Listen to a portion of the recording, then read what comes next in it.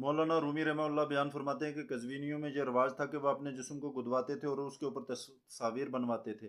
एक दफ़ा एक कज़वीनी हज्जाम के पास गया और कहा कि मेरे कंधे के ऊपर खूनखार शेर बना दो।